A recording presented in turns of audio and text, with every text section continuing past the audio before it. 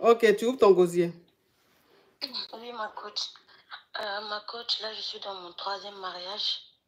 Je me suis mariée 2 fois et ça s'est super mal passé. Et le 3e mariage où je suis, ça se passe pas trop bien.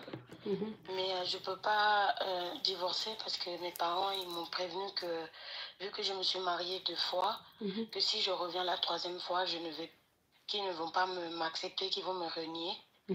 Mais ma coach, la chose qui me fait le plus mal, c'est que mon ex-mari avec qui j'ai eu 2 enfants, le dernier avec qui je me suis divorcée, il fait tout pour gâcher mon mariage actuel. Comment ça? Il me fait des crises de jalousie. Il vient à n'importe quel moment récupérer ses enfants. Quand je dors avec mon mari dans le lit, tard le soir, il envoie des messages. Il m'appelle. Et mon mari actuel ne supporte pas ça. Du coup, il est super jaloux. Et ça cause beaucoup de problèmes entre nous. À cause de ça, même, il m'a maga tapé avec... Il m'a maga, oui, il m'a maga. Oui, il m'a maga à cause de ces problèmes-là. Et lui aussi, il commence à me dire ces derniers temps que si ça n'arrête pas, qu'il va divorcer. Et s'il divorce, je ne sais pas comment je vais faire, ma coach. Et je voulais des conseils. Ok, donc tu as ton 3e mariage et ton 3e mariage, ça va pas. Tu veux divorcer, mais tes parents te disent, comme tu t'es déjà marié 2 fois et que tu as ton 3e mariage, tu ne vas pas divorcer, ça ne fait pas bien. Donc, il faut que tu restes dans ce mariage-là. Maintenant, pourquoi est-ce que le mariage bat de l'aile? Pourquoi est-ce que ça ne va pas que tu veux divorcer?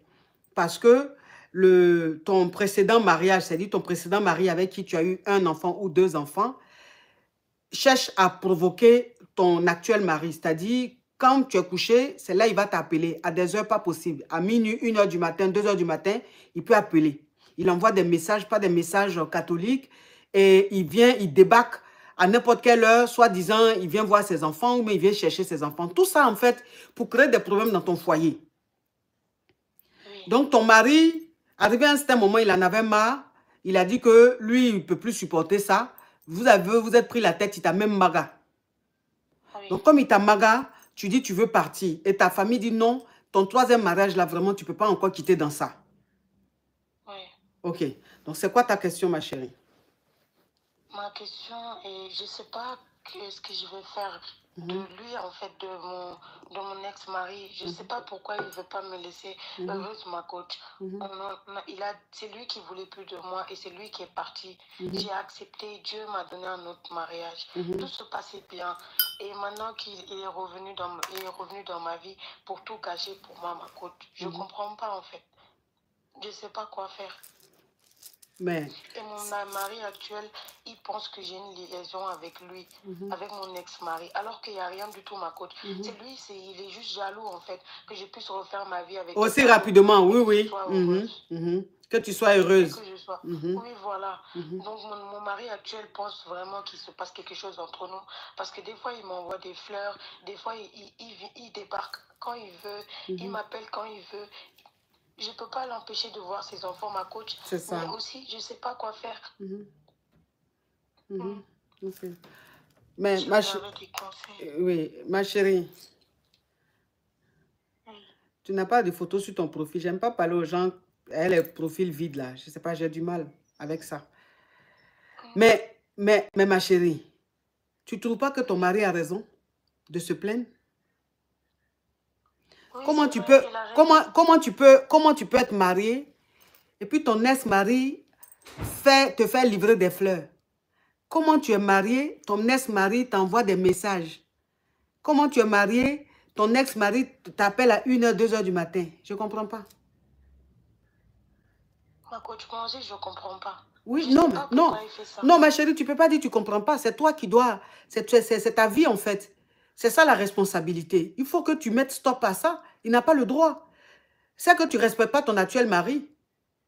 Si tu respectais ton actuel mari, à la première fleur même, tu allais lui faire comprendre que non, tu es marié, donc tu ne peux pas te livrer des fleurs. Quand il t'appelle à des heures pas possibles, tu pouvais lui dire avec fermeté de ne pas t'appeler à des heures comme ça, puisque tu es marié. Donc, je veux dire, tu laisses faire. Donc, si tu laisses faire, ton mari se dit forcément que Tu es toujours avec ton ex. Puisque si tu n'étais pas avec lui, il n'allait pas se permettre ça. Ou bien peut-être que tu le fais espérer. En tout cas, tu n'es pas clair dans cette histoire. Ma coach, je le fais pas espérer. J'ai parlé, ma coach. Et tout ce qui m'a fait vivre dans l'ancienne relation, je ne veux plus de lui. C'est lui. Il est narcissique, ma coach. En fait, il pense qu'en fait, je l'appartiens. Je suis sa chose, en fait. Il pense que je suis sa chose. J'ai parlé, ma coach. Le jour où il m'a envoyé les fleurs, je pensais que c'était mon mari. Et quand mon mari est rentré, je lui ai dit merci beaucoup pour les fleurs. Il m'a dit, je ne t'ai jamais envoyé de fleurs. Je ne t'ai jamais envoyé de fleurs. Et c'est là que j'ai appris que c'est lui qui m'a envoyé les fleurs, ma coach. Donc, je ne sais pas quoi faire. Je ne sais pas comment faire pour me débarrasser de lui, en fait. Parce que je suis fatiguée.